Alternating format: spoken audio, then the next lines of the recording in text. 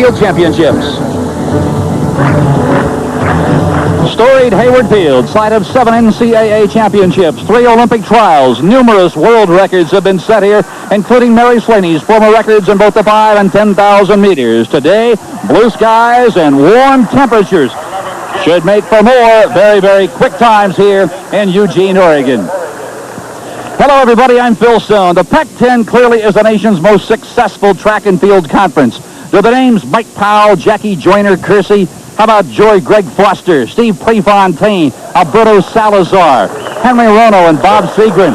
Do those names mean something to you? Well, they should, because every one of them competed in the Pac-10 conference. Working with me on the telecast, an old friend, ESPN analyst Larry Rossett. And Larry, when you have athletes of this caliber taking part in an event of this magnitude and an arena with this much tradition, anything can and usually does happen in the Pac-10 championship. So you're right, and people here are in for a great, I think, meet. Of the 72 NCAA men's championship track and field performances that they've held, 43 of them were won by Pac-10 schools, and of the 10 women's championships, 3 were won by Pac-10 schools. So you can see the consistency that they have here. You know, it's amazing. Year in and year out, this conference is certainly not at a loss in feeding world-class caliber into the American track and field system. And this year, Quincy Watts of Southern California, what a great talent. He really is. And many people in the sport project this senior at the University of Southern California as the next superstar at 400 meters. He's 6'2", 195 pounds of tremendous power, and people feel that he has an excellent chance to get a gold medal, possibly on the 4x400 meter relay. Mark Creer is a senior at UCL at the University of Southern California. This man has shown tremendous improvement at an event that is already rich in high hurdle talent for the United States, but he does join the ranks of the greats like Greg Foster, who you mentioned, and Tony Dees. He's not quite there, but very, very close. He's got his hands today with a terrific field. And certainly when you talk about the Pac-10 conference, the women in no way, shape, or form take a back seat to the men. How about Christy Gaines of Stanford, a tremendous collegiate sprinter? Bill, our viewers are going to be treated to 2 of the best sprinters in the world, and both of them are still collegians. You mentioned Christy Gaines. This young lady had the national high school 100 and 200 meter records when she was a student down in Dallas, Texas, and under Brooks Johnson has fulfilled much of the promise that she has shown in her early years. Inger Miller is her main competition today. No collegiate national caliber sprinter has improved as much as she has in 1 year. This young lady right now has the second fastest performance in the world at 100 meters this year. Larry, great individuals also. This is a team competition. And boy, what a wild ride it should be. The Pac-10 Championships coming up next. Today's coverage of the Pac-10 Track and Field Championships are brought to you by Colorado, where you're invited to discover the incredible range.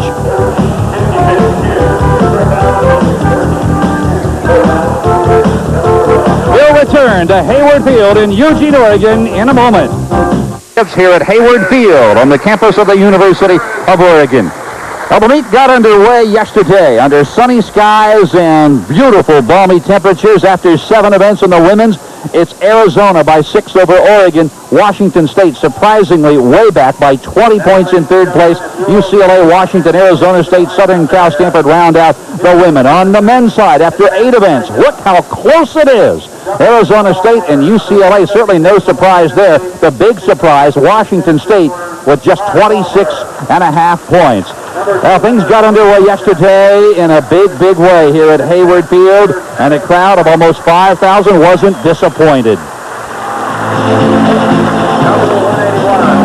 In the 3,000-meter steeplechase, we thought it might come down to a battle between Washington State's Samuel Kabiri and Arizona's defending champion Mark Davis, Larry. 14 competitors were in the race, Phil, and 7 of them had already qualified for the NCAA championships. To show you the depth of this race, as Todd Lewis took the pace out early and forced it with Samuel Kabiri, who had run 8 minutes and 37 seconds, the fastest time in the conference this year, was in 2nd place in the initial early going. 28 hurdles. 7 water jumps are contested in this race, which is the equivalent of 7.5 laps around your local high school track. And there you see them heading into the water jump. Mark Davis, the defending champion from the University of Arizona, takes the lead and starts to step things up down the home stretch. And it's amazing because Davis told me earlier that he had only been working on the 3,000 steeple for the last couple of days, but his work paid off as he successfully defends his Pac-10 title, his second steeplechase title in a time of 8:38. And then in the women's 3,000 meters, a pair of Oregonians, a pair of Ducks, Lucy Nusrella and Nicole Woodward, finish 1-2 in the 3,000. Nusrella's time of 9 minutes and 23 seconds equates to about a 5-minute mile pace for the 7.5 laps of the 3,000-meter race. In the shot put competition, a UCLA freshman by the name of John Godina. Bill, he has had a great year. He's up over 64 feet, just a freshman. He came from Wyoming, and he was an academic star there as well as an athlete of tremendous promise as he puts the shot out over 62 feet and puts pressure on a man who was favored to win this competition, past champion Shane Collins from Arizona State. Yeah, you're right, Larry. He won it in 1990. Sat out the 1991 season on a medical redshirt, the result of a football knee injury. But boy, just look at him turn and spin and launch the shot. He was selected second in the draft by the Washington Redskins, was up at their mini camp, was involved up there during draft day, missed some practices. He said he really wasn't sharp for this meet and was hoping to win. The pressure continued on with a consistent throwing of John Godina from UCLA. 62 feet, 8 inches was the winning throw at this point until Shane Collins came up for his final attempt. A man who says if he ever gave this sport his all, he could be up over 70 feet. This one sails 63 feet, 7 inches on his sixth and final throw. It was good enough. The senior Sun Devil, Shane Collins, wins the Pac-10 shot put title for the second time in 3 years. His winning throw, 63-7. In the women's long jump category, Jackie Edwards, a senior at Stanford. Just look at her go. The fluid striding Jackie Edwards gets good lift and sails through a leap of 21 feet, 8 1/4 inches. Still, she was the class of the field, consistently over 21 feet. There you see her winning jump. The young lady who may represent the Bahamas in the Olympics, Tesra Bester, was second. Art Skipper, the national high school record holder in that spear throwing event, the javelin, has had a difficult career with injuries at the University of Oregon, and he saved his best throw for last. With a rib injury, and despite the pain that entails, he threw 235.11 to defeat in the final throw Eric Smith of UCLA and win 10 points for Bill Dellinger's Oregon men's team.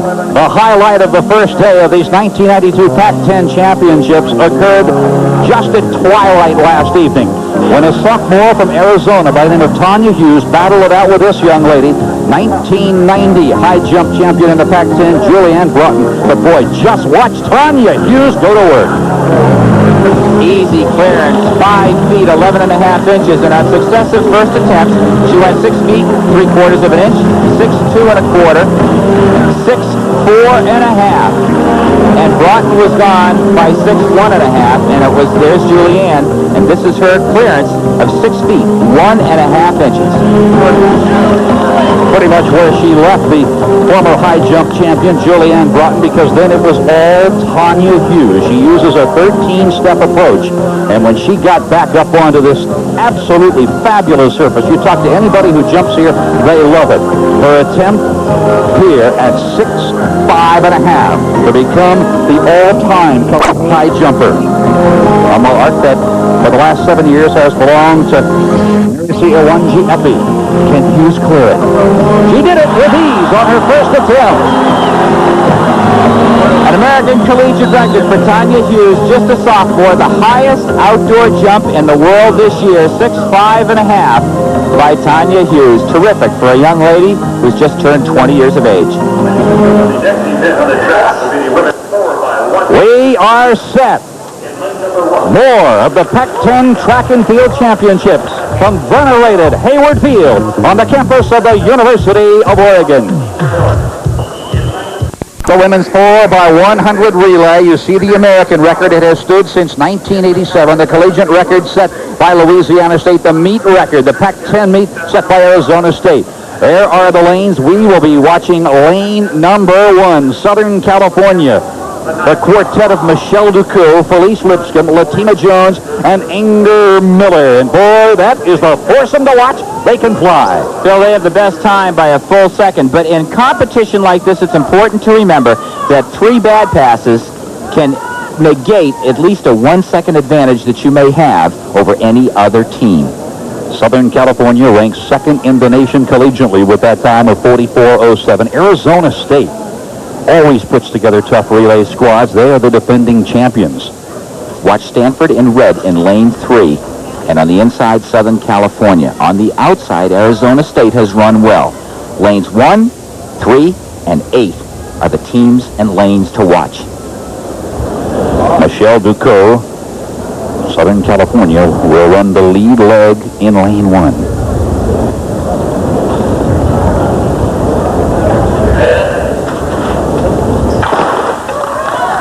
Ducot got out slowly. She lost about half a step on that. And there, Southern Cal is also running on the inside lane, Phil, which is a detriment because the turns are so tight.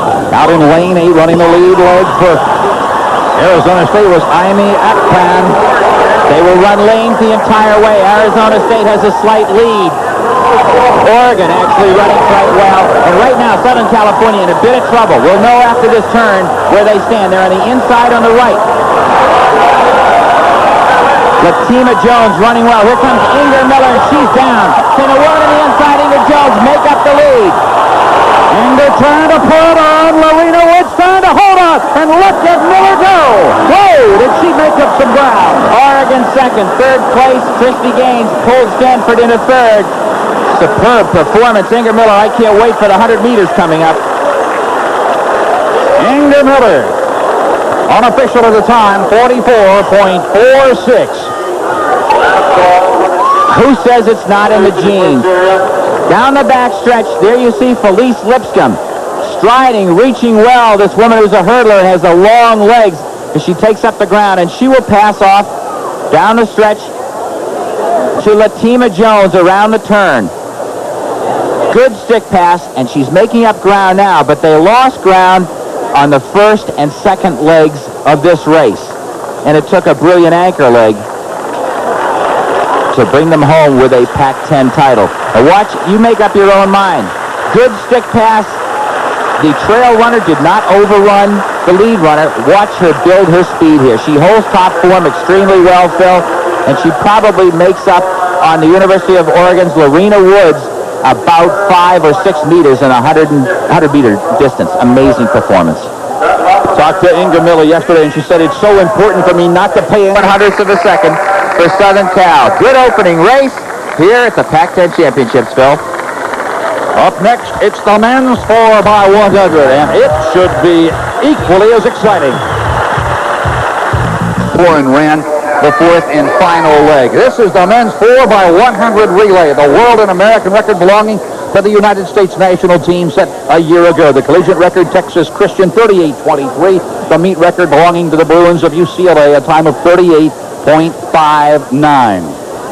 Now you look at the lanes, and the one we will be watching, lane 5, Southern California, about 1 second better than... But I think this time around, it's going to be Southern California. Let me help you out, okay? To make a long story short, there's Southern Cal, and then there's a blanket for the other 17.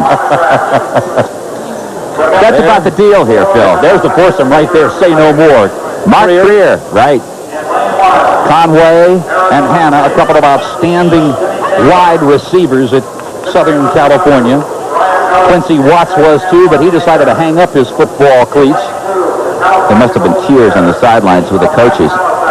The key here is baton passing. You must have the baton in the hands of the receiving runner. And it is if the baton, not the runner, has passed that line, and there are officials down there making sure the baton is passed within the zone, that somebody is declared to have run throughout and out of the zone. They will run in their lanes. 8 teams have qualified and entered teams here. By the way, Phil, I might add here that the maximum number of athletes that you can enter here for a team in this competition is 24 men or 24 women. You can run as many different events as you choose, but you are limited to 24 in number, and you must qualify in distance or time for the event that you're going to compete in. The meet record is 38.88, pardon me, 38.59, set by UCLA 4 years ago. The past 13 conference championships in the men's division have been won by Washington State, Oregon, or UCLA 12 of those 13 times. And two of those schools are right up there in the hunt now. Possibly UCLA, with almost a full day of activity left, is considered. You're looking at their high hurdler, who has superb speed. You high hurdlers out there, if I can add one tidbit, work on your sprint speed. The faster you can run 100 meters, the better high hurdler you will become after you work on your technique. Creer knows this. We were talking about it yesterday. Southern California's 4x100 relay team, the only team in this 8-team field to run under 40 seconds. As Larry suggests, there's Southern California, and then there's everybody else. And there's a blanket. The question is, will they pass well here, Phil?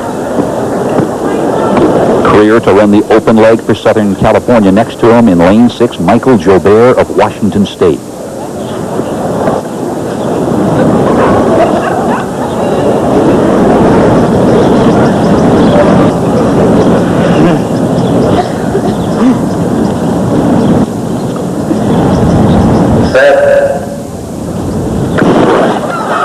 Southern Cal in lane 5 in the maroon and the gold shorts.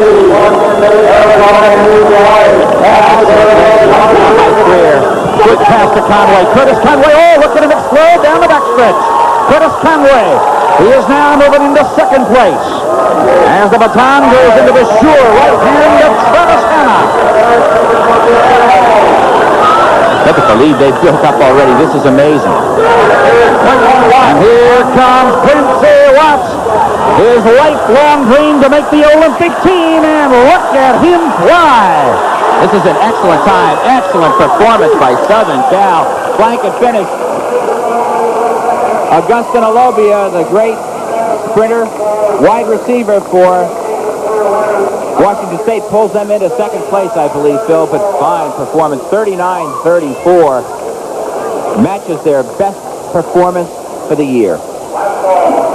Larry, you talked about the baton exchanges being the key for Southern California, and Creer got it underway with an absolutely perfect exchange to Curtis Conway. Watch what he does. He runs within about 6 inches of the inside of the track, maintaining the shortest distance down there without stepping on the line. Good stick pass. Notice he didn't overrun them. You've got to be real careful on that handoff exchange when you reach back. Well, letting it and look at it. Right.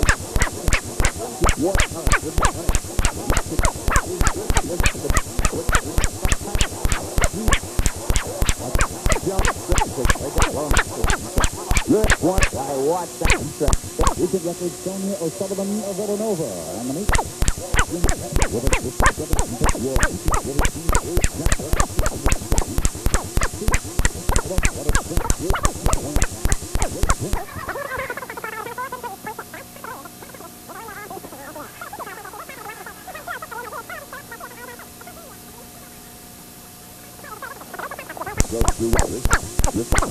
Let's see if their speed comes into play or whether the pace is fast.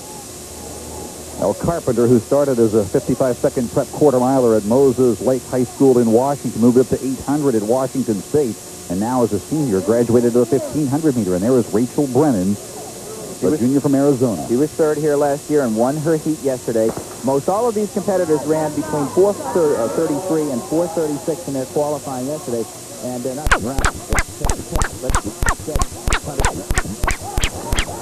Anki Mebold, the sophomore from Arizona. Anki Mebold is kind of leading the pack right now, but moving up on her right shoulder is Jennifer Carpenter.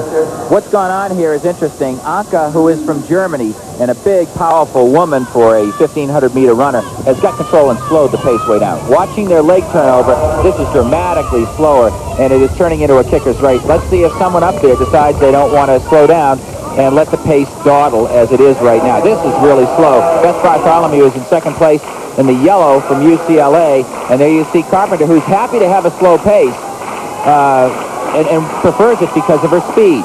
And she's running almost in a blocking position. There you see the tactics go on. And running in second place right now on the shoulder of the leader is Carpenter. She wants a slow pace with her speed. Rachel Brennan now in the lead from Arizona. Brennan, Carpenter, and UCLA's Beth Bartholomew running 1, 2, 3.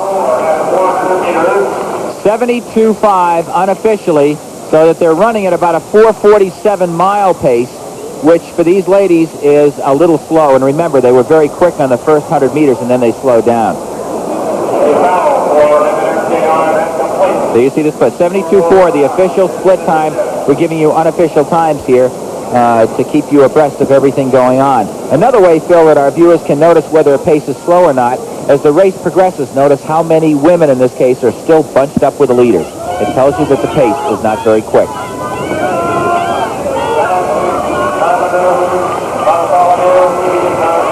It is Brennan, Carpenter, Bartholomew, and Garcia running 1, 2, 3, 4. Boy, what a stacked field, and now moving up on the outside, it is UCLA's Kira Jorgensen. That's Karen Hecox right now. There's two Karens out there in that race, Phil, and that's Hecox, number 255, who's moved up right now. And you've got Jenny Carlson, whose dad ran here at Oregon, up there right now, and she's pressing the pace, moving up to 5th place.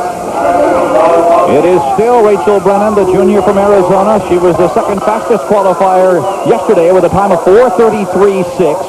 Jennifer Carpenter running right on her shoulder, running 1-2. Carpenter of Washington State, Larry, popped a 4:24.79 last weekend. We'll see if she can do it again this weekend. Carpenter is great. She's slow. Swing into the way out in the second lane to get by her. It's Brennan still holding on. Carpenter on her shoulder. And you see the yellow of UCLA and Beth Bartholomew and Karen Hecox in 3rd and 4th. Garcia is now in 5th with Jenny Carlson. Pace still easy. Jenna Carlson back in 5th place. 1 lap to go, Phil, and now the fun's going to begin. Garcia appears to be out of it right now. Carpenter running well and looks comfortable to me with a lap to go. A pair of Bruins, Bartholomew and Hecox, hanging right behind our leaders, Rachel Brennan and Jennifer Carpenter. Brennan hails from Tucson, Arizona, right at the university. Stayed right in the state and right in town to go to school. She's trying to pick up the pace, and the pace begins to accelerate. The 4 women are all together. They have lost Garcia, as I mentioned. She was struggling. Carpenter, we mentioned her time a week ago, a personal best of 4:24.79, and now she slides away from Rachel Brennan of Arizona. She's got the speed, as I mentioned, and is about 150 meters to go. She continues to quicken the pace. Look at that leg turnover. Speed will do it every time. Let's see if she can hold on. Here comes Brennan trying to come back at her. Nobody's going to kick Jennifer Carpenter, I don't believe, but here comes Brennan. Can she close it? Carpenter, running smoothly, will cross the finish line. The senior Cougar from Washington State has won the women's 1,500 meters. Her time, unofficially, 4:26.52. That's the equivalent, Phil, of about a 4:44 mile. Second place went to Brennan, third to Bartholomew, Beth Bartholomew, fourth to Karen Hecox, and I believe it was Jenna Carlson who took down 5th place. I talked about Jennifer Carpenter over the last couple of weeks. They really began to peak for this 1,500 meters. Well, you know, half-milers, 800-meter runners, Phil, have great stamina frequently to even be very good milers. And it's not surprising off her slow pace that she won. And today proved no different, but a great round of applause for the woman from Pullman, Washington. Jennifer Carpenter, she ran a beautiful race. Began in 3rd place early on her show.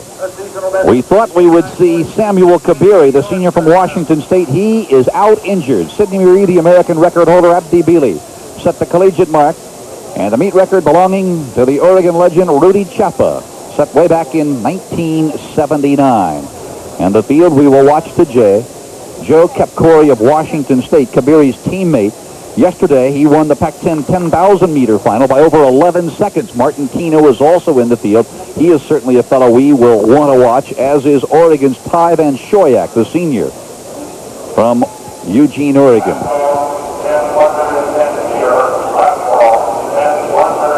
There is Joe Kepkouri, who won the 10,000-meter yesterday, and boy, what a margin of victory. Well, we're calling him Joe. We're certainly Americanizing his name. He goes by Josephat, no less. Kepkouri, and has had a fine career over in Kenya before he even joined John Chaplin's Washington State team. There you see Ty Van Shoyak. Phil, this field is in many ways as even as the women's was. No runner has run a sub 4-minute mile in this field, but they all have run between the equivalent on a 1,500-meter basis of 4:01 and 4:04. You have about 5 athletes there, and several others like Tracy Hollister from Oregon who have run the equivalent of about 4:06. Oregon continuing its reputation of superb distance running. Tom Heinonen in the women's race had 3 of the 12 competitors in the 1,500 meters we just saw.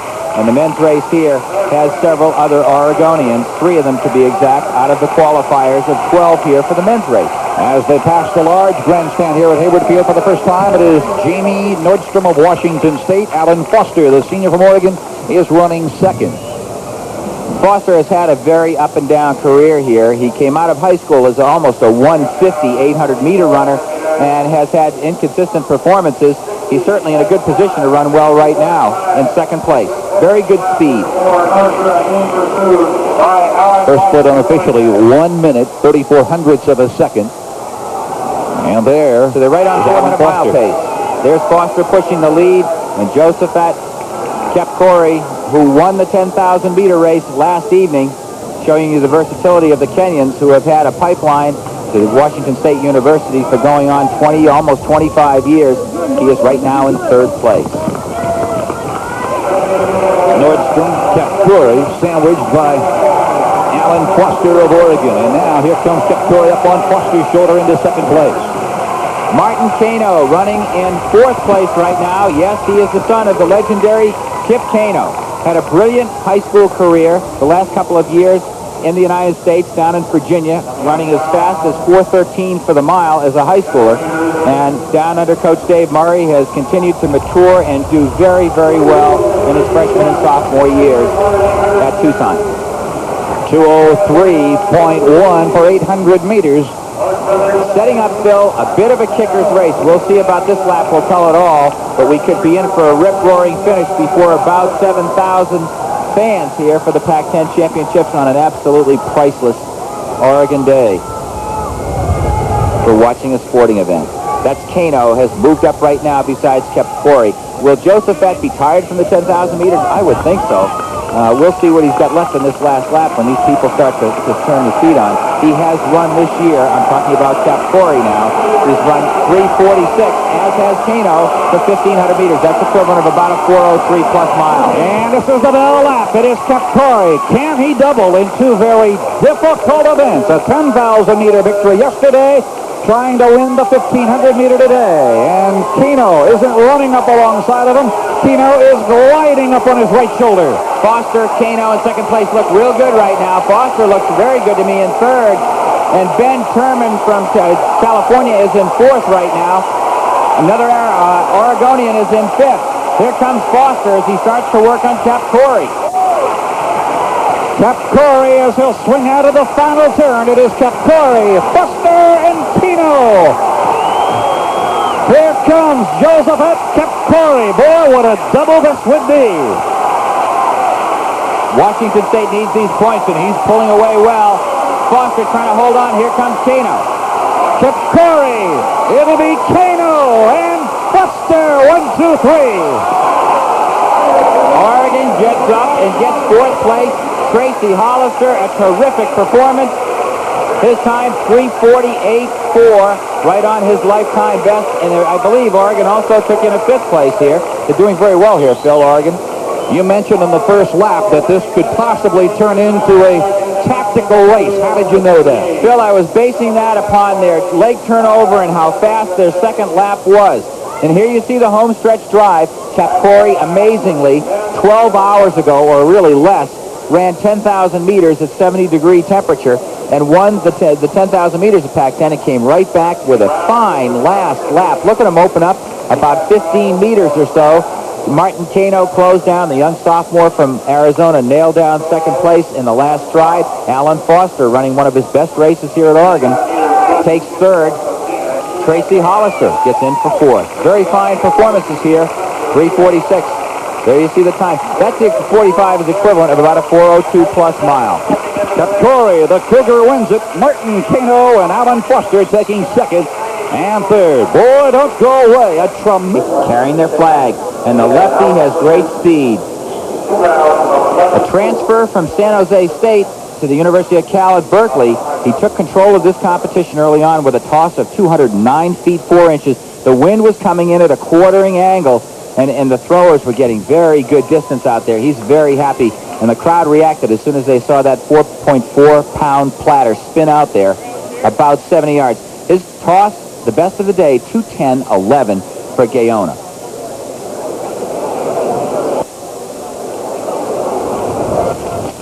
Now we are set. This is the women's 100-meter hurdles. The American record, Gail Devers, 12:48. And this is the field today. We will be watching in lane number 3, Felice Lipscomb of Southern California. In lane 4, Amy Akpan of Nigeria, running for Arizona State. And in lane 5, LaShawn Simmons, another Sun Devil. On your mark, very good. And that is LaShawn Simmons. She will be in lane number 3. And there is Amy Akpan. She's run 13:28, fourth best in Pac-10 history. Said she grew up in Nigeria with a picture of with a picture of Evelyn Ashford on her bedroom wall. Always wanted to be like Evelyn. And she said, I still do to this day. Well, she may wind up in invitational events with that woman. She's still running strong at 35. I'm referring to Evelyn. Funny start there for Washington State. Look at them out leading well. And right now in lane 3, they're the Sun Devils. Simmons and Akpan. Who's it going to be? It is Amy Akpan. Second place goes to number 230 out there. That's LaShawn Simmons. And both of them came into this competition with times filled just 3/100ths of a second apart. They're training mates every day down at the University of Arizona. Amy Akpan right there, giving a hug to another teammate. Number 224 is Amy Akpan. She said when she grew up in Nigeria, the high school coaching was not very good. She went to Utah State, Larry, and found that it was just too cold, too snowy. Needed to get somewhere where it was warmer. Boy, did she find the right place. She certainly did. Arizona's great for hurdling and sprinting. 2 feet 9 inches of the hurdle height. There's 10 hurdles. She gets out well, driving to the hurdle, and notice she begins to establish a lead. She is a little bit better technically than LaShawn Simmons, and she makes up the difference over the hurdle itself. She gets her right lead leg down a little more quickly and continues to pull away on each step. Good performance by both women from Arizona State as they pick up 18 points for Coach Tom. For the men's 110-meter hurdles, the world and American record belonging to Roger Kingdom, the collegiate mark, Ronaldo Nehemiah, and the meet record set by former UCLA Bruin Greg Foster, a time of 13.43. A big field today, 8 strong. We will be watching lane 3, Mark McDonald of Washington State. In lane 4, the speedster Mark Queer of Southern California, and Bob Gray of Oregon. He is a tough man to beat. Witness last year at the NCAAs, Larry. Bob Gray, competing here on his home track at the NCAAs in 91, finished second. Well, he had 3 personal bests in that race, too, Phil, that series of races, and did extremely well. Creer has excellent speed between the hurdles, splits them well, is about 6'1". I think there's a slight disadvantage to Bob Gray, and another reason I respect him, the guy is only 5'11", and there's only one guy in the top 10 ranked in the world last year that was under 6 feet tall. It helps to be tall. These hurdles are 3 feet, 6 inches each. There is Gray. You just saw Creer, and here's Gray, the man I was referring to, who ran 13.81 with a slightly over-the-limit wind in his trial heat. I asked Mark Creer yesterday after the qualifying heats, Larry, who he feared most, and he said, Bob Gray of Oregon, and the man sitting right over there. Of course, I'm talking about Washington State senior Mark McDonald, and there he is wearing number 166. 4th in 91 at the Pac-10 championships. Look at his 400-meter time, 50.84. He's due to run the intermediates a little bit later today. Frequently, high hurdlers make great 400-meter hurdlers. They have good speed. They tend to be tall and lanky. And in this case, he has turned into a top one, as has Gray. Watch the center of the track. The race should take place in lane 3, which is Washington State's McDonald, lane 4 for Creer, and lane 5 for Gray, wearing the kind of the light gold of Oregon right there. There are the 3 men to keep an eye on. will be fun to watch their styles after the race concludes. Creer Technique and speed between hurdles. in the maroon and gold as he plants. He leads all U.S. collegians in this distance this year. Mark Creer, the Trojan from Southern California. 13.48 seconds earlier. Whoops. We're going to have a false start here. When they did that, when they did those little things like a false start, Phil, back in the Greek days when they ran hurdles, they brought out a bush of thorns and they beat you. So you didn't false start a second time. We ought to reinstitute that. Let's stop this stuff. I wouldn't want to be your kid. There's Gray. 5'11", 175. Weighing 175, the man to his right, Mark Creer, but Creer is 6'1". Higher level of gravity, center of gravity in the body. A little bit easier the taller you are to get over the hurdles. McDonald to his right is the tallest of the big three in this race. Creer and Gray, the only two competitors in the qualifying heats to run under 14 seconds.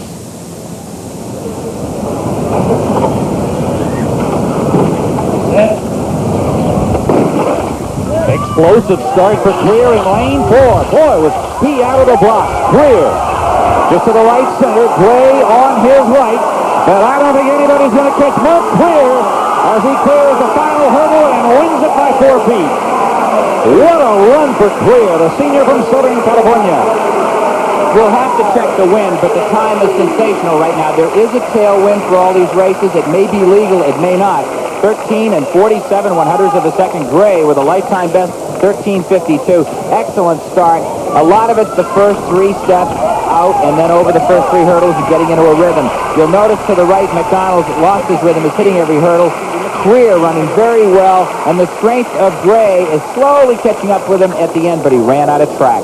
Excellent performance by Gray, consistent under pressure, and Mark Creer shows his stuff. Look at the move. Watch how quickly he gets those legs down. Well, good performance. This young man has a great future ahead of him as he graduates in 3 weeks from Southern California.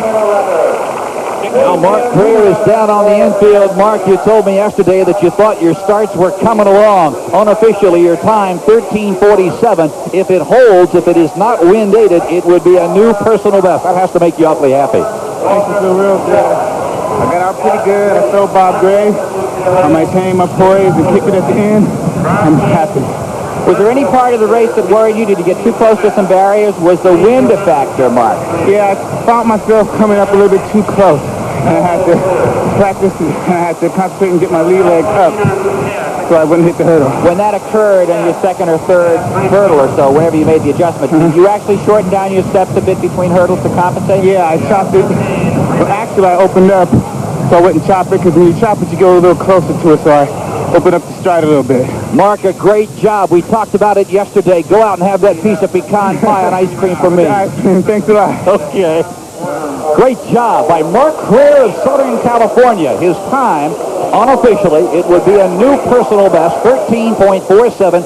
Bob Gray running in front of his hometown crowd, running second, and Mark McDonald, just as we called it, finished third.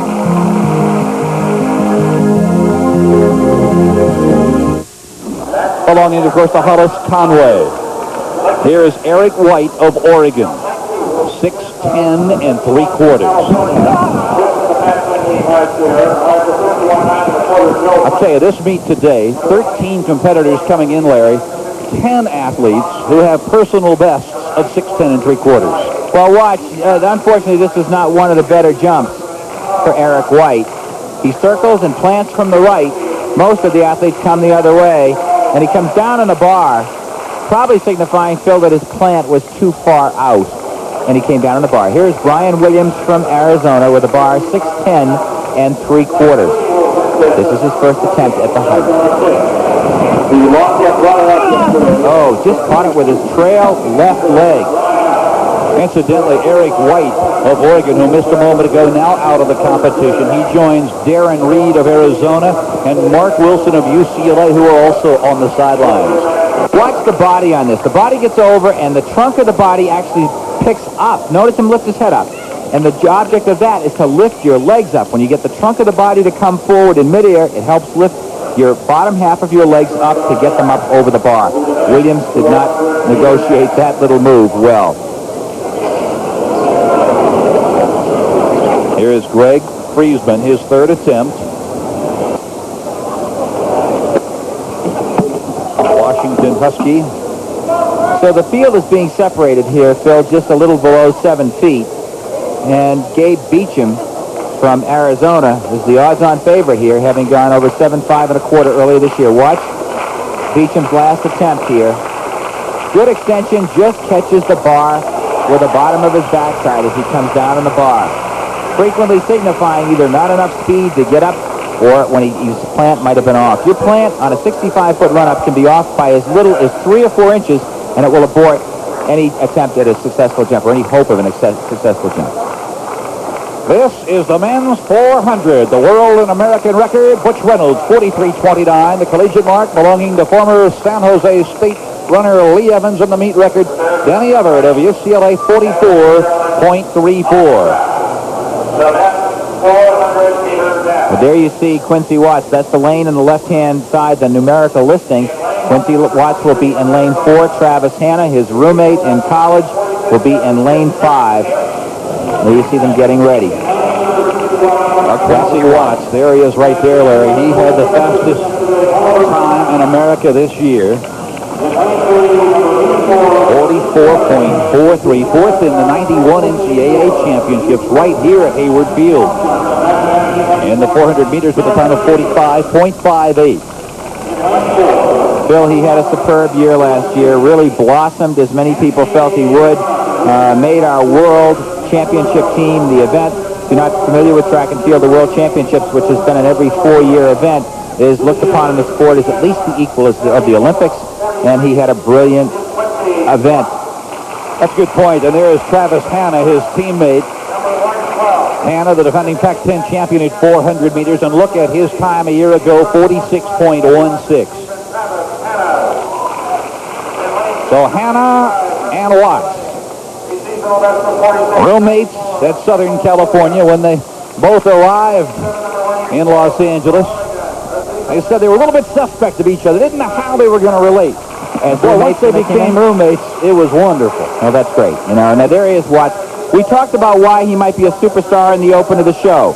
At the World Championships in the 4x400 meters in the United States, that man ran 43.4 seconds, as fast as any human being has run. I'm not sure if there's ever been a faster split in history, and it reflected the man's talent. Asked him yesterday, Larry, why'd you pick Southern California when they've been going through the down times since the late 70s? He said, you know why? Because they recruited the top 3 runners in America the year I was recruited. Travis Hanna, the top quarter-miler. Ron Copeland, tops at 110-meter hurdles. And Tony Miller, the sprinter, now at UCLA. They were all committed to Southern California. He wanted to be part of returning the dynasty.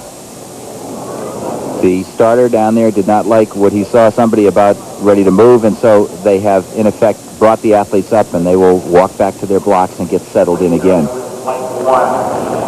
Kind of I've never heard of this, Phil, but right there you see Watts. This is a rather amazing thing, but he ran his leg in Tokyo and got sick afterwards, and the vomiting was so intense, and I don't know whether it was, I can't say it was the effort because I've never heard of this, but he dislocated his jaw from the violence of the vomiting attack that hit him. 6'2", 195 pounds of power.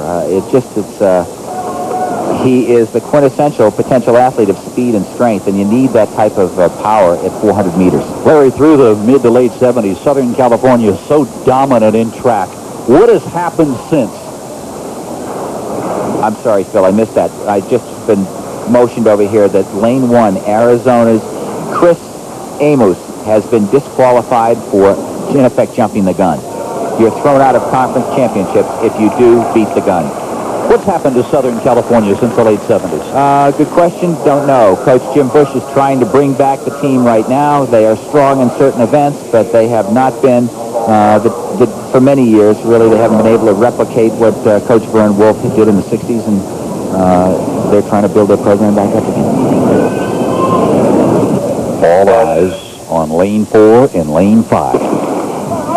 Good start by Travis Hanna in lane 5 as he absolutely exploded out of the blocks.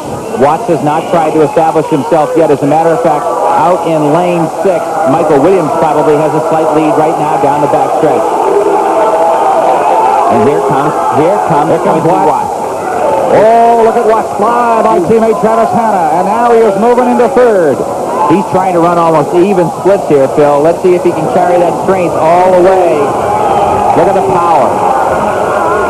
Quincy Watts into the main straightaway as he heads down in front of his roaring grandstand at Hayward Field. Quincy Watts, just look at this margin of victory. Forget the fact that he won. Look at the margin. Unofficially 45:03. Excellent time on a day where it's fairly windy down that backstretch. Perfect conditions, of course, would be no wind for a one-lap oval race of this nature, but it's going to hurt you when you run into the wind here. It's probably blowing at an average of 5 to 7 or 8 or maybe even 10 miles an hour.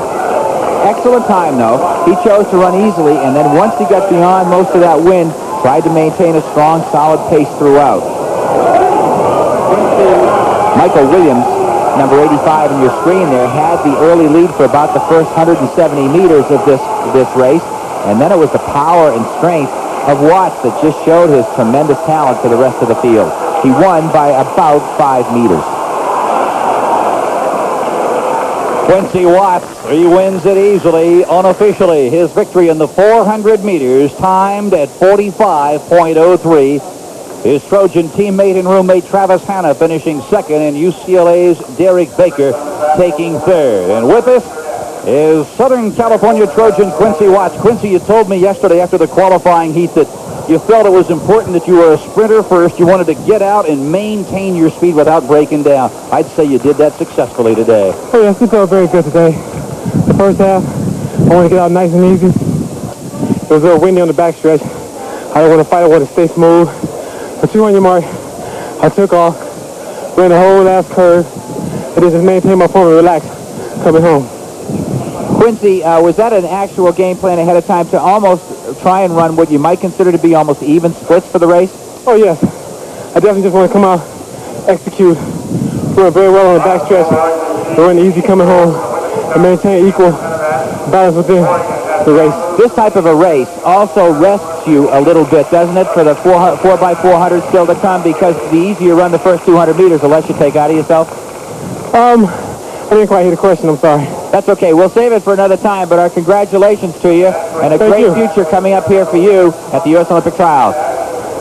Now don't go away. The Pac-10 Championships from Eugene, Oregon. Yesterday, not a great starter, but as she said to me, if I'm in this race, watch my last 10 meters.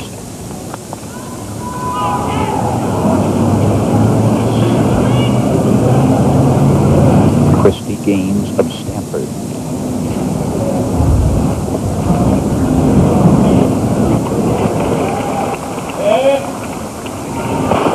Good start for both, and Gaines gets out well. Gaines has maybe just about 3 inches of a lead now. Can she hold it? Gaines and Miller. Gaines is there, and boy, look at these last 10 meters. She does exactly what she said she would do. Whoa, look at that time. It may be wind-aided, however. 10.89 seconds. I think it probably was. We don't know yet.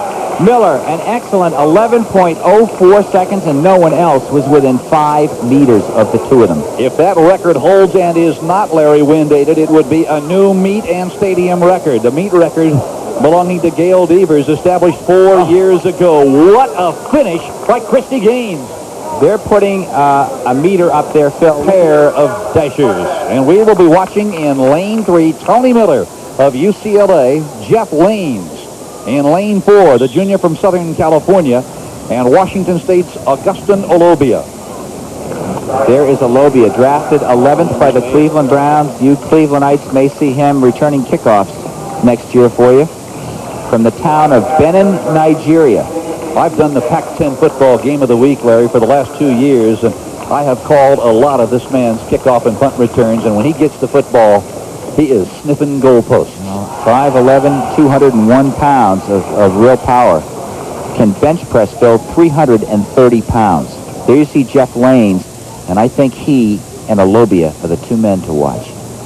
Miller, Lanes, Olobia, and Conway separated by just 2/100ths of a second. It's a clean start. Lanes away very well. Olobia's got to make up some distance here. Can he do it? Lanes in lane 4. UCLA, Tony Miller. Tony Miller with 20 meters to go just flew past Jeff Lanes. Very interesting to watch early in that race. I think Lanes was looking over his right shoulder at Olobia. Meanwhile, to his left, Miller simply scooted past him. Well, what that also tells you, there you see, watch the lift here in the second half of the race. Tony Miller's perhaps better known as a 200-meter runner, or certainly is as good as 200 meters, and he just, in the second half of this race, kept accelerating. I wonder if Lanes hurt himself a bit. He was running a little gingerly past the finish line. Excellent performance by Tony Miller. Came in with a PR of 10.29. Well, again, we have to check that win, Phil, and it looks legal. The time by Miller, 10 and 12/100ths of a 1,000 meters a day. He captures a 1,500. And the win here at the University of Oregon after 12 events, the Lady Ducks up by 20 over Arizona. American record 156.9. We are set to go. Keep in mind, we will be watching in lane number 4, Kim Toney of Arizona State and her teammate Charette Garcia in lane 5. Phil, this should be an interesting race. The class of the field, I think, is Kim Toney, the woman you're looking at right there. Garcia is tired, I think. I can't imagine she'd be a big factor. The rest of the women are very competitive, all within about 2 seconds of each other. They will run lanes here until a far turn when they can then cut in. Larry, of the 8 women who have already qualified for the upcoming NCAAs in New Orleans, Louisiana, 2 of the 8 are in this race. Kim Toney and Charette Garcia of Arizona State. Well, a 2:09 runner, Susan Helfter of Stanford, has taken the lead. The junior right now, all in red, pushes the pace through the first 200 meters. And I'd say that just looking at leg turnover, they're moving at around 62 seconds or so for the first 400 meters. It might be a little under 62. We'll wait and see what the split looks like. Susan Helfer and Laura Baker, the senior from California, who had a time of 2:09.85 in the qualifying heat, is now running in first place. Let me just correct one thing, Phil, in case our viewers want to go. The NCAAs will be in Texas this year. The Olympic trials will be in Austin, Texas. It is Laura Baker running first, and right behind her, Kim Toney of Arizona State. Split unofficially 62-3 for the first 400 meters. Ursula Friedman of Arizona, a sophomore, is now moved into third place, and she's tripped. There's Toney up in the lead, trying to control it. Susan Helfter moving up from Stanford. Charette Garcia is fading here. Have to put his. There's Garcia back there, and right now is at the trail end of the pack up, running really an Indian file right now. Well, Ursula Friedman and Garcia had tripped over one another, and Garcia has faded badly. And now, just look at it, turn it on. It is Kim Toney of Arizona State, the top qualifier. A personal best of 2:04.64. Erica Klein, the senior from Oregon, is moved into second place, and they are on their feet here at Hayward. Kim Toney wins it by a landslide. Unofficially, Toney's time, 2:05.94. Ursula Friedman took third. It was Klein in second place. Hayward Field in Eugene, Oregon. And we are set now with the men's 800. And he also has the meet record at the time of 1:45.12. Today we will be watching another Oregon senior, Shannon Lamora. His time in the qualifying heat, 1:48.26. And Larry, he was the only man under 1:49 yesterday. Well, he's got good speed. He's a kicker, Phil. He comes from a small town in Louisiana, went to junior college in Arizona. The coach in Arizona knew Bill Dellinger. And as he continued to blossom, so did his chances of coming to Oregon. And he has certainly lived up to his promise and has a good chance here to add 10 points to the Ducks' total. There you see Chris McBride, who also won his heat and ran 1:49 yesterday as well, and did it with a nice kick from behind. We'll see if he can match the strides that he did yesterday. He is going to be starting off in lane 5, just to the outside of Shannon Lamora.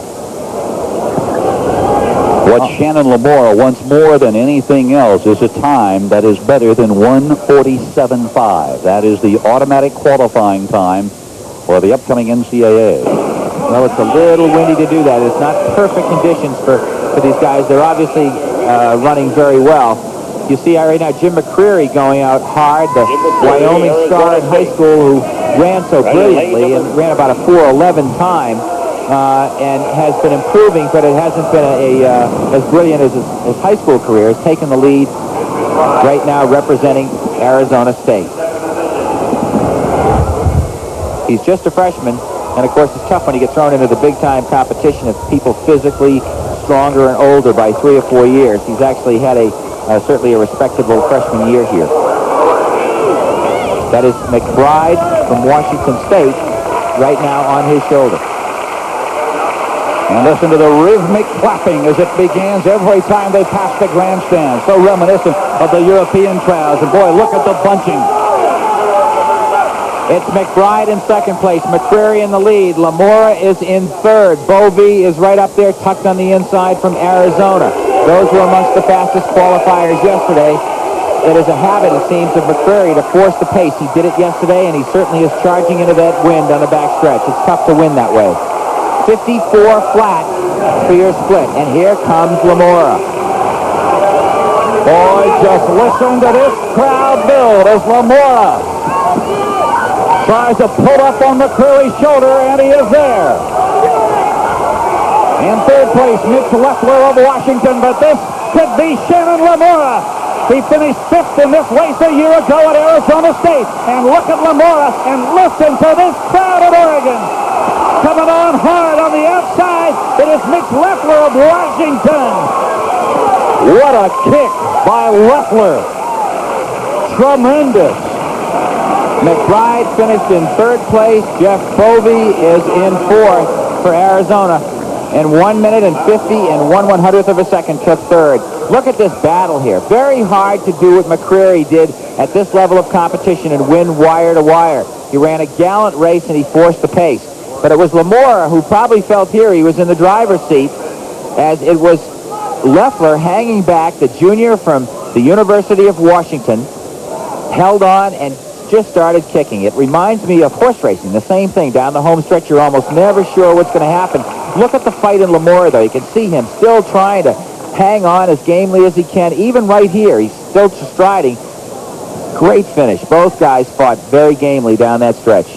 Now the winning time, 1:49.11 by Mitch Leffler, way off Lamora's personal best by more than 2 seconds. Leffler, what a victory, 1:49.11. Shannon Wells, the collegiate record, Samuel Matete of Auburn, a time of 47.1, and the meet record belonging, of course, to former Bruin Kevin Young with a time of 48.71.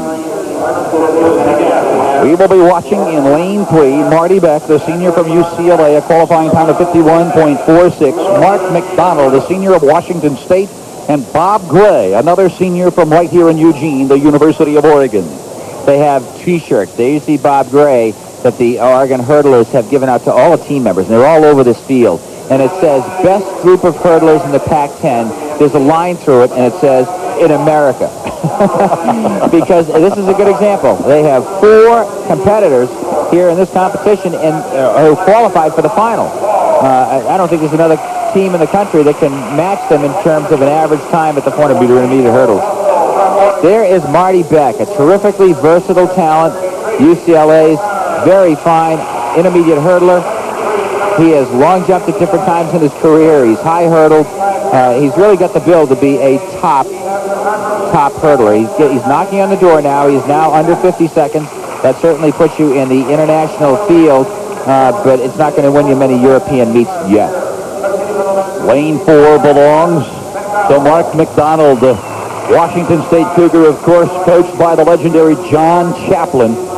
John Chaplin's dual record, Larry, in 16 years at Washington State, 170 wins, only 14 losses. Unbelievable mark. Absolutely sensational. I mean, we think those are long schemes in sports. There's very few in any sport coach at dual meet levels in swimming or anything that can replicate his victory scheme up there. Mark McDonald, good hurdler. trying to jump up onto the plateau that was occupied for so many years by Tony Lee at Washington State. And there is Bob Gray of Oregon. You talk about John Chaplin at Washington State. Not only has he coached, Tony Lee and now Mark McDonald, but some of the other greats, Julius Career, Gabriel Tekoa, Peter Koech, Henry Rono. The list goes on and on. It really does.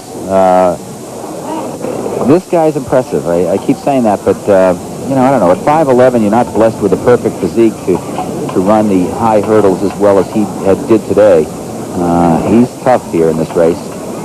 I think the favorite should be Beck. He is in lane 3. I like Mark McDonald of Washington State in lane 4. 10 hurdles, 3 feet high. The race stays in lane the entire way. We'll try and see who is over the hurdle first. That tells you who's leading. Beck away well on the rest of the field by about a half a step or so.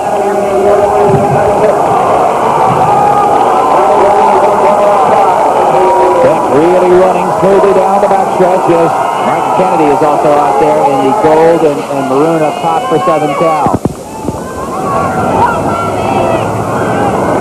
It's Beck now moving strongly on the inside. Gray running in lane 5, and he is running smoothly. It's Gray, McDonald, and Beck. Gray, McDonald. It's McDonald and Gray neck and neck, and here comes Bob Gray. He won it. He won it. He won it.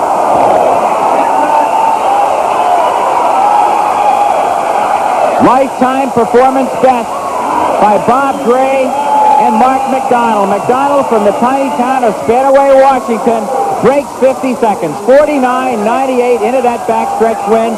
And for Gray, a lifetime best. What a tough competitor. Standing ovation for the athletes in this race.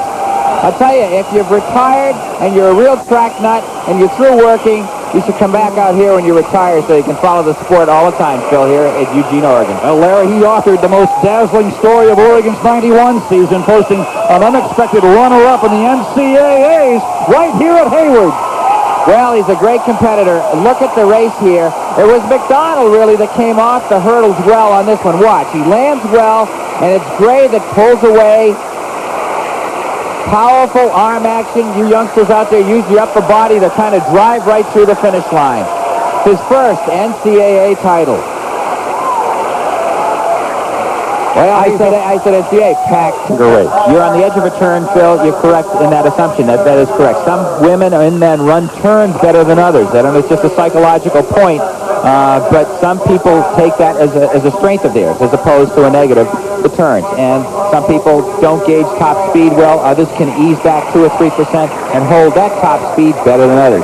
So there's always little nuances that go into running a 200 meters well. Gaines has run 23.42, was second last season. Ingrid Miller of Southern Cal right on her tail at 23.43. Another woman of Troy, Latima Jones, has run at 23.86. And she in is lane out in 4. lane 6. There you go. There's a great shot, inside shot. Great angle of what it looks like. You ideally don't want the inside lane there because of the pull of the lane on the turn. So you want to be out in lane 4 or 5 where the turns are more gentle. You can feel the runners around you. And it's much preferred by the athletes. It will be Christy Gaines in red in lane 4, and on her outside, Gaines will be able to see Miller. Miller was in lane 5. Jones in 3, Gaines in 4, Miller in 5.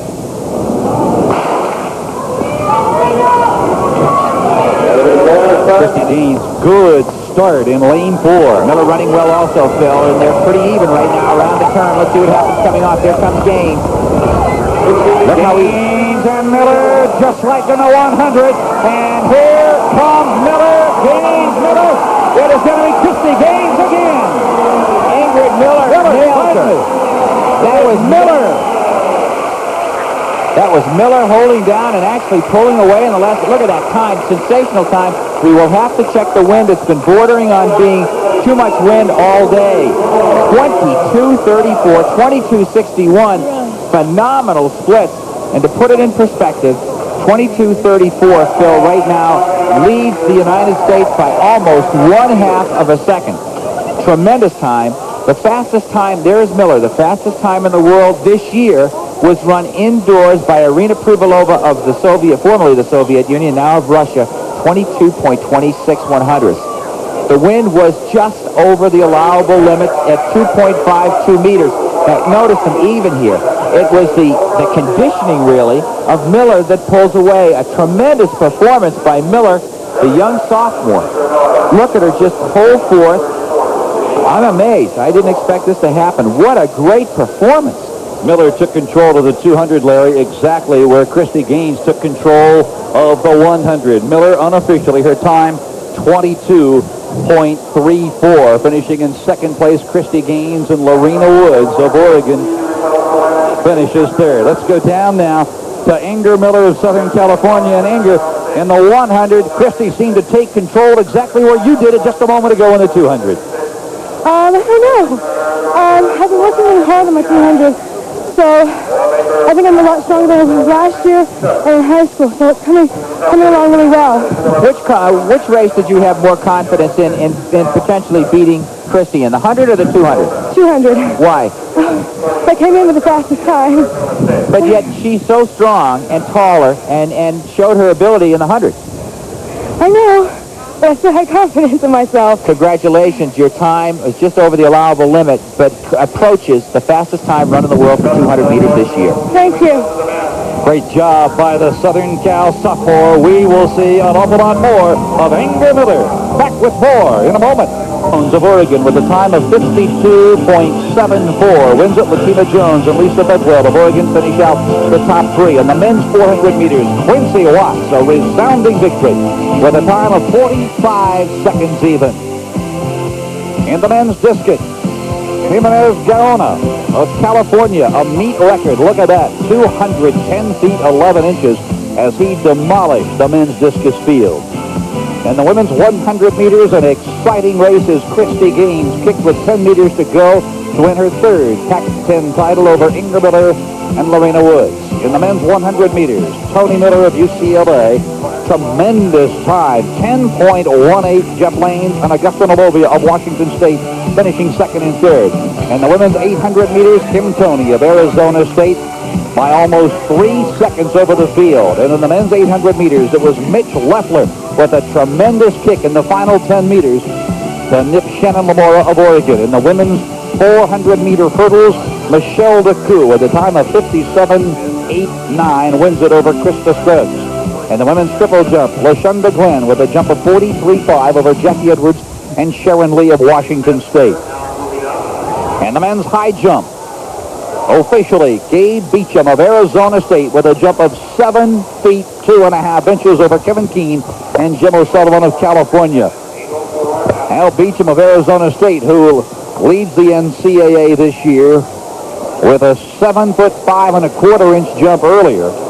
He wins it with this jump right here, clearing 7.2.5. Billy had no misses right up until he attempted 7 feet 4 inches. Actually, it was 7.4 1/4, and that's when he went out. The very coachable young man from Casa Grande, Arizona, a Pac-10 champion. UCLA, look at the margin here, just 5 points up on Oregon with 16 events gone in the competition and a couple more to go for scoring here. The 5,000 meters is being contested. We'll have the 4x400 as well. This could be a very down-to-the-wire race. Now the 4x400 men's relay. It should be between the Southern California Trojans and the Bruins of in lane 6. And Larry, for the first time ever, UCLA has stacked their 4 sub-47 quarter-milers. Mike Stevenson, Michael Williams, Marty Beck, and Derek Baker to run the anchor leg. Well, they've got their hands full. Southern Cal has a great team, Phil. Our favorite in this competition, you're looking in your screen there at UCLA's leadoff man, Mike Stevenson. He did not get through the preliminaries yesterday. He is fresh for competition today. He is considered perhaps their best quarter mile. He just didn't have a good day yesterday. He ran 47 points and did not make the finals. We should add here, coming into the 4x400 we're about to see, that the triple jump is still being contested. So with 2 events left, this is the last race on the track. It is UCLA with 101 points. Oregon has 96. So depending on how this relay race goes, and Oregon has a respectable team that has not got a previous time quite the equal of UCLA, and how the triple jump fares, we will crown our Pac-10 champion of the men's division for the year. Southern California in lane 6. They will start off with Martin Kennedy. Curtis Conway will run second. Travis Hanna. And then big, speedy Quincy Watts will run the anchor leg against Derek Baker of UCLA. Southern Cal, and you're looking at Stevenson again from UCLA, has averaged about 46 seconds per leg for 4 runners earlier this year, while UCLA's best averages around 46.5 seconds. So 46, just a half second per man, separates the 2 fastest teams coming in. And there's a very good team from Oregon. They've run 3:09. They're psyched up. They've had a great race. They'll have Grady O'Connor. Bob Gray running the second leg is scheduled. LeVon Pierce and Ronnie Harris. Larry, would Mike Stevenson, Michael Williams, Marty Beck, and Derek Baker of UCLA know the team standing situation at this point, or would they not? I think that they've probably been told by their coach, Phil, but that's a good question. I have to believe they know that it's close, and they're thinking first or second, that's all. LeVon Pierce will be leading off for Oregon. They have changed the order of their team. The Bruins poised to win their first Pac-10 championship since 1989. And they won the 2 previous years before there. But if you talk to Bob Larson, you'd think they hadn't won in 30 years. Bob Larson, of course, the men's track coach at UCLA. Mike Stevenson. They'll run lanes the entire way and then hand off, and the second runner will be able to break for the pole. Travis Hanna is running the lead-off leg for Southern California instead of Martin Kennedy.